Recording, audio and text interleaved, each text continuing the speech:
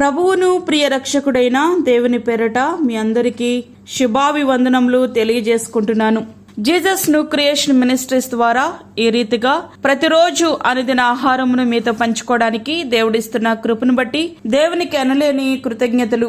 వాక్య ధ్యానములోనికి మనం వెళ్దాం. 90వ కీర్తన 9వ వచనం. నీ ఉగ్రతను భరించుచునే మా దినములన్నీ గడిపితిమి, నిట్టూర్పులు విడిచినట్టు మా జీవిత కాలము జరుపుకొందుము.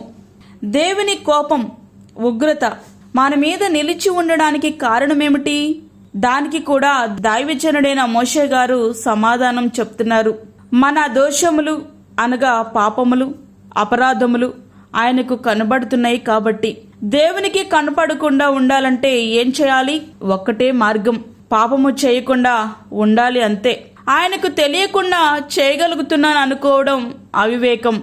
సంఘమును, సమాజమును, కుటుంబమును, తల్లిదండ్రులను, స్నేహితులను అందరినీ మోసం చేయగలిగినా దేవుని చేతిలో మాత్రం అడ్డంగా దొరికిపోతావు. బహిరంగంగా అందరికీ తెలిసినట్లు చేస్తే అపరాధములు, కొందరికి తెలిసి చేసిన రహస్య పాపములు మాత్రం ఎవ్వరికీ తెలియకపోవచ్చు. కానీ మన రహస్య పాపములు ఆయన ముఖకాంతిలో స్పష్టంగా కనిపిస్తాయి. పాపము జోలికి వెళ్లకుండా మనలను మనం ఎట్లా నియంత్రించుకోగలం? ఒక్కటే మార్గం, ఆయన మనతో ఉన్నాడు, ఆయన చూస్తున్నాడు అనే తలంపు మనలను పాపము జోలికి పోకుండా నియంత్రించగలదు. ముఖ్యంగా 2 ప్రశ్నలు తలెత్తుతాయి. దేవుని ఉగ్రత మన మీద ఉంటే అసలు మనం బ్రతకగలమా? అవును, బ్రతకలేం. మరెట్లా జీవిస్తున్నాం? అదెట్లా అంటే ప్రతి మనిషిని దేవుని న్యాయము, దేవుని కృప రెండూ వెంటాడతాయి. దేవుని న్యాయము మనలను, మన పాపములకు శిక్ష మన మీదకి తీసుకువస్తుంటే, దేవుని కృప ఆ శిక్ష నుండి మనలను తప్పించి మనలను జీవింపచేస్తుంది. మనము జీవించగలుగుతున్నాము అంటే మన పరిశుద్ధత, మన నీతి ఎంత మాత్రము కాదు, ఆయన కృప వలన మాత్రమే సాధ్యమవుతుంది. 2, మన కోసం తన ప్రాణాన్నే బలిగా అర్పించిన దేవుడు మన మీద ఉగ్రత చూపుతారా? అవును, పాపులమైన మనలను ఆయన ప్రేమిస్తున్నారు, అందులో ఎట్టి సందేహము లేదు. కానీ మన పాపములను ఎట్టి పరిస్థితుల్లోనూ ఆయన సహించడు, ఇందులోనూ కూడా ఎట్టి సందేహము లేదు. అదెట్లా అని నువ్వు అనుకుంటున్నావా? మన ఇంట్లో ఉన్న వ్యాధిగ్రస్తుని మనం ప్రేమించి పరిచర్య చేస్తాం, కానీ అతనికి వచ్చిన వ్యాధిని మాత్రం మనం ప్రేమించలేం, ద్వేషిస్తాం.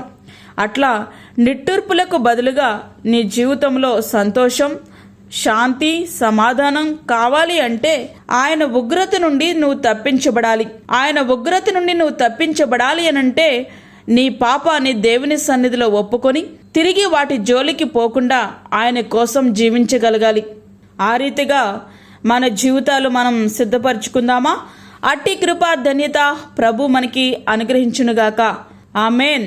వాక్యమైన ప్రియ దేవుని బిడ్డలారా, ప్రార్థనలో ఏకీభవించండి. పరిశుద్ధమైన తండ్రి, ప్రేమగల యేసు ప్రభువా, శ్రేష్టమైన మరి యొక్క దినాన్ని మా జీవితంలో మీరు అనుగ్రహించారు, నీకు వందనాలు. ఈ దినమంతటికి కావలసిన నీ కృపను మాకు దయచేయండి. ప్రతి విధమైన శోధన, కీడు, ప్రమాదాల నుంచి మమ్మల్ని తప్పించండి. అదేవిధంగా బయటికి వెళ్తున్నప్పుడు, లోనికి వస్తున్నప్పుడు నీ కృపాక్షేమాలు మాకు దయచేయండి. బలహీనులను బలపరచండి. చంటిబిడ్డలను, వృద్ధులను, గర్భిణీ స్త్రీలను మీరు జ్ఞాపకము చేసుకోనండి. వారికి నీ కృపాక్షేమాలు దయచేయండి ప్రభా. అప్పుల బాధలతో ఇబ్బంది పడుచున్న నీ బిడ్డల యొక్క అవసరతలు మీరు తీర్చండి. అలాగే గర్భఫలము లేని బిడ్డలకు గర్భఫలము దయచేయండి ప్రభా. ఈ యొక్క సన్నిధిలో ప్రతి ఒక్కరూ కూడా నీకు ఇష్టంగా జీవించుటకు సహాయం చేయండి. నేను సంతోషపెట్టే జీవితాలు ప్రతి బిడ్డకు మీరు దయచేయండి ప్రభా. రక్షణ లేని వారికి రక్షణ దయచేయండి తండ్రి. మా నాయకులు, మా అధికారులు నీతి న్యాయములతో పరిపాలించుటకు సహాయం చేయండి. అదేవిధంగా ఈ దినమంతటికి కావాల్సిన నీ కృపతో మమ్మల్ని నింపి బలపరిచి దీని అవసరతలు మీరు తీర్చుమని యేసు పరిశుద్ధ నామమున అడిగి వేడుకుంటున్నాము తండ్రి. ఆమేన్. ఈ యొక్క వర్తమానములు ప్రతిదినం పంపించబడతా ఉన్నాయి. ఈ యొక్క వర్తమానముల కొరకు మరియు మీ ప్రార్థన అవసరతల కొరకు మీరు మమ్మల్ని సంప్రదించండి. మా ఫోన్ నెంబర్ 9177377559. దేవుడు మిమ్మును, మీ కుటుంబమును దీవించునుగాక. ఆమేన్. దేవుని సేవలో మీ సహోదరి అన్నామణి సాల్మన్.